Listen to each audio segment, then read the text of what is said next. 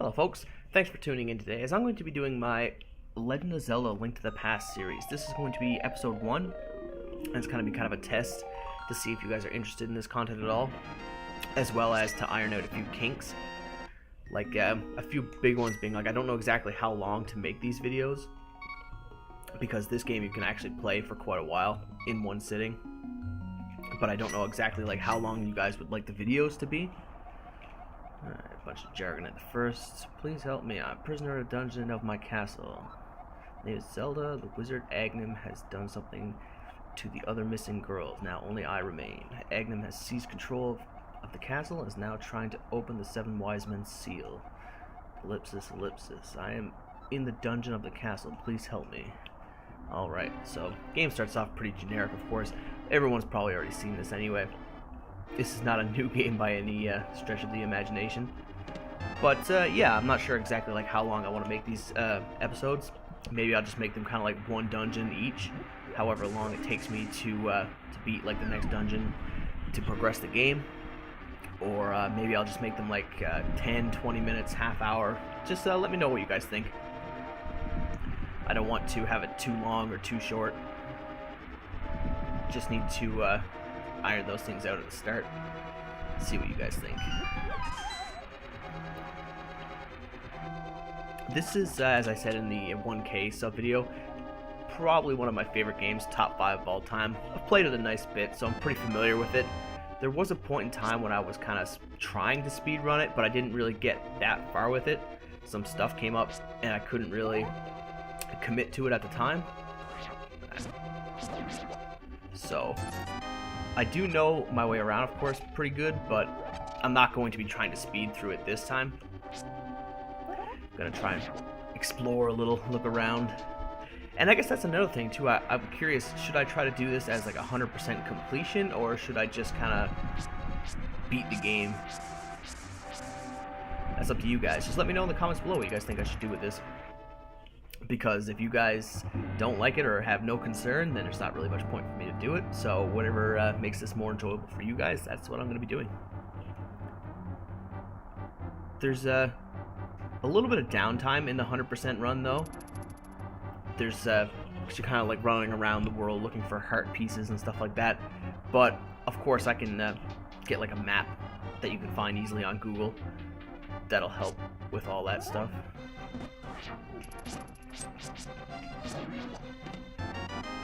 So it wouldn't really take too long, but it would be a little bit of screwing around.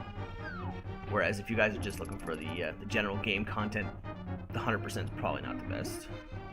I always love hitting those guys off of the side there. That guy didn't fall. He got crushed in the little railing. Looks like a tiny railing. That's the funny thing with the perspective of this game, is that it's really hard to tell what's actually happening in certain points. Like, how big are those railings that he kind of got like squat up against it? Alright.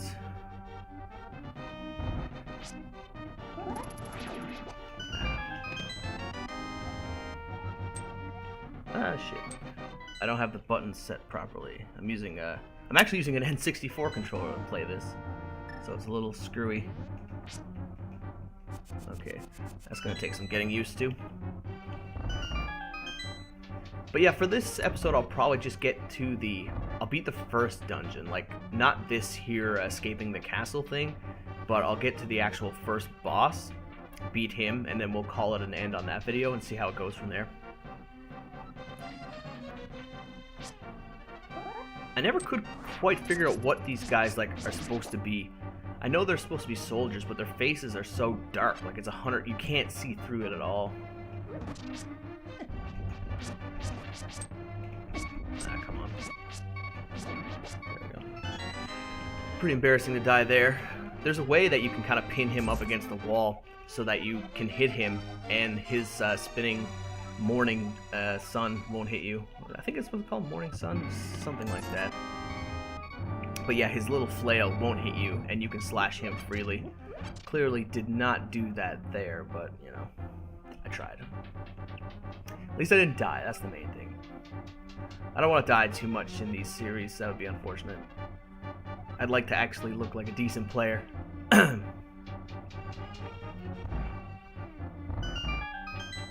always a weird thing where they kind of shut the doors. Each room resets every time you enter it. Not sure why it does that. It's kind of an interesting programming quirk. They don't notice you when you're standing on top of that.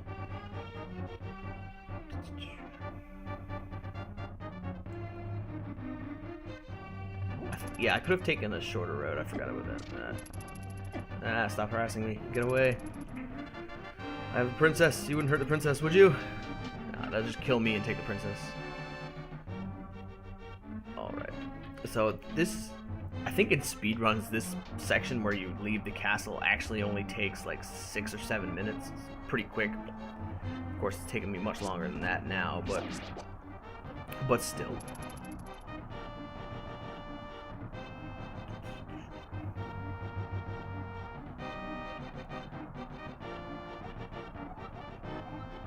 What I would like to do eventually is kind of get to casual races on the go.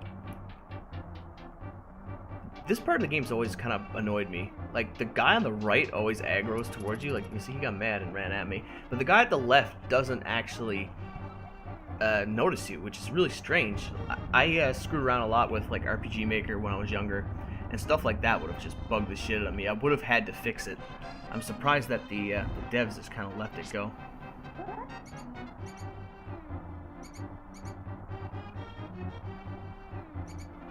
But yeah, as I was saying before that, I'd like to actually see if I can get some casual races maybe on the go with you guys. Of course, no speedrunners would be allowed because that kind of breaks the whole purpose of it. But maybe somehow I can get a few subscribers or something like that to play. Is it on this side? No. Yeah, if I can get a few subs to play and join in, we can see who can finish the game first, or even just due to there's a shorter race that speedrunners do called To the Master Sword, where you just have to beat like the first 3 dungeons and then get the Master Sword, and that's a much quicker race so that you're not spending like an hour or 2 playing the game. So maybe I'll look into doing that kind of stuff, because that's the only problem I have with these kinds of Let's Plays, is that it's not very interactive, and I'd like to make it as interactive as possible. Ah, crap. I'm so used to doing these little tricks with the buttons, but I don't have my controller set up properly to do some of them. Okay, if you had bombs, you could get in there and there's a bunch of treasure, but you can't. There is a like a randomized version of this game where all the treasure chests are, well, randomized, and in that case, you can sometimes get bombs before that point in the game, and that'll allow you to get all the other treasure chests that are in there. Come on, what's happening here? Oh my god, literally screwing up everything. Come on, get out of it. Why is this happening? There we go. Alright, so you get a bit more dialogue here.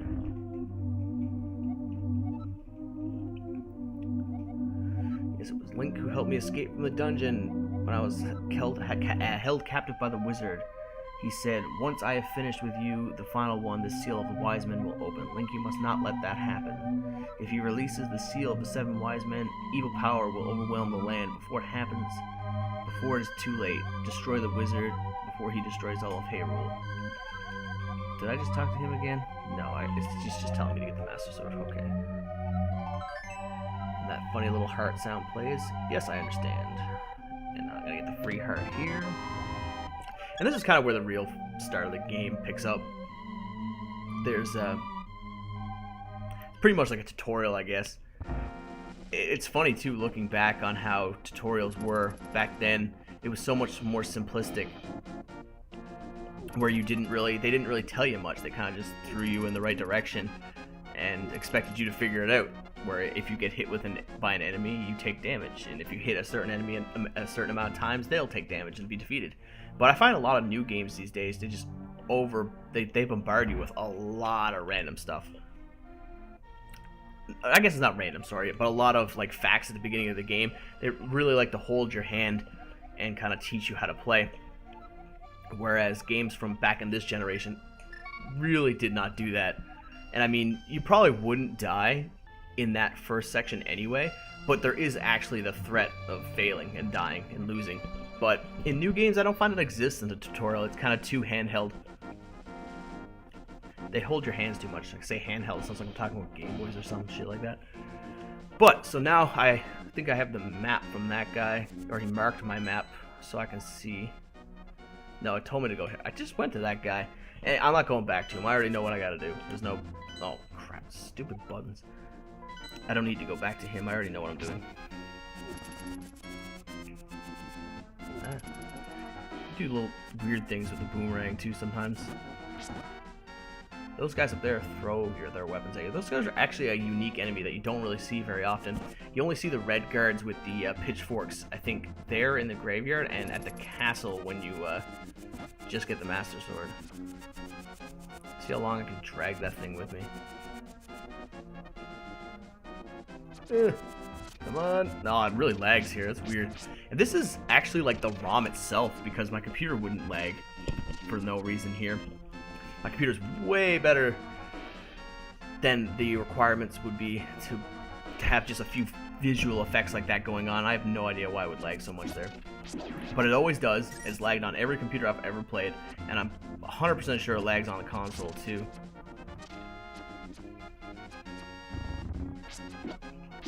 Ah, shit. You can just freeze that guy with the boomerang. It's the quickest way to do it. These statues are unique to this place too. Oh, come on.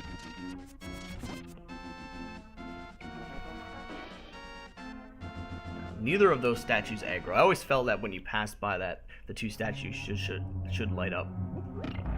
And they should attack you. They don't for some reason.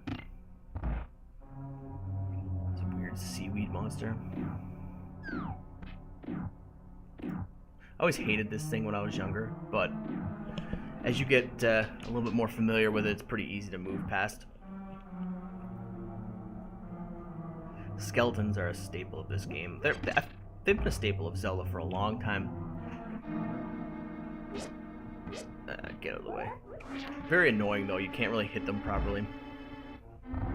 There's also a trick here where you can hit invisible skeletons. Like the first one I hit there wasn't visible. I killed him before he actually existed. And it also saved me from having to kill 2 of them, I think, because there's supposed to be 5 skeletons that spawn in that room. But in this case, there was only 3 of them. There's a trick you can do where you actually kill 2 invisible skeletons and the rest of them just don't spawn at all. That I wasn't able to do. I can't remember exactly how it's done. It's been a few years since I've actually played, unfortunately. Back when I was doing the speedrun stuff. Speedrunning this game is really fun though. There's lots of little tricks you can do.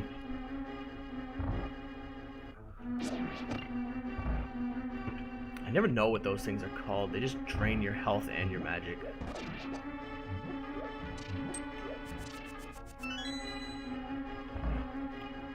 But if you hit them with, later in the game you can get a magic powder, and if you hit them with the magic power, they turn into fairies. And you can take the fairies and put them in bottles, of course, or you can just use them to heal instantly. So they're pretty much just like a complicated healing source. Very helpful though. There's also a quick way to do this room, actually, where you just kind of use the damage boost from that first little seaweed enemy. You can bounce off that seaweed enemy and go through these little red things so that you hit the switch, get the key, and get out of the room without having to kill all the enemies. Because normally that's the only way to get that key, is to kill enemies and then those little red things kind of start spinning around. But there's a trick to damage boost across it, so it saves you a little bit of time.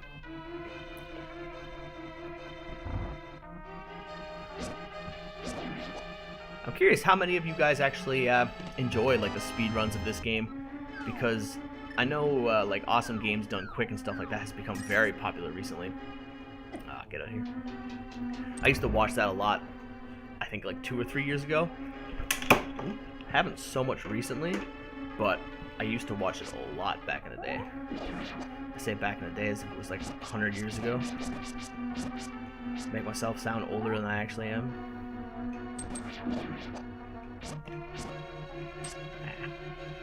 Oh, come on. God damn it. It was the other one. Of course it was the other one I needed to kill. Get up. Thank you. Alright, so we're getting close to the end of this dungeon. After I finish this dungeon, I'll end this little video. Like I said, I'm not sure if this is too interesting for you guys. I'm still trying to work it out. I'm trying to find stuff to talk about. Mostly ends up becoming about the speed running. And that's one of the reasons I did want to talk about this game and play this game specifically, because I knew I had a bit to actually discuss. Oh, come on. I know a little bit of the tricks you can do with this game. Now, I'm not too fluent with a lot of them myself, but I've watched a lot of videos about it, and I've seen a lot of speedrun videos. Now, you can actually kill these guys with just one rotation, but it's not very easy. Ah, shit, I tried. I'm gonna go grab that heart right quick, though. But yeah, you can kill those two red guys with only one rotation of having them awake, and that's obviously gonna save you a lot of time. There's a lot of really cool ways to kill this boss too, but I'm not going to really worry about that. I should try to at least hit them though.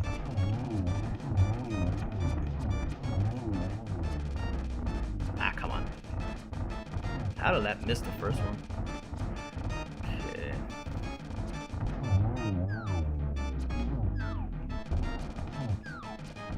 That's it. Ah, I failed it. If you hold your sword charge at the last second before the pendant drops to Link, you can release it just as he catches it, and it kind of, you have the animation, the spin animation, when you let go of the sword as you pick up the pendant. I always try to do that. But yeah, guys, let me know what you think. Sorry if this wasn't the most interesting video. I'm still experimenting with this, of course, and let me any comments you have for criticisms or any way I can improve this, just let me know. But thanks for watching, guys, and have a good night.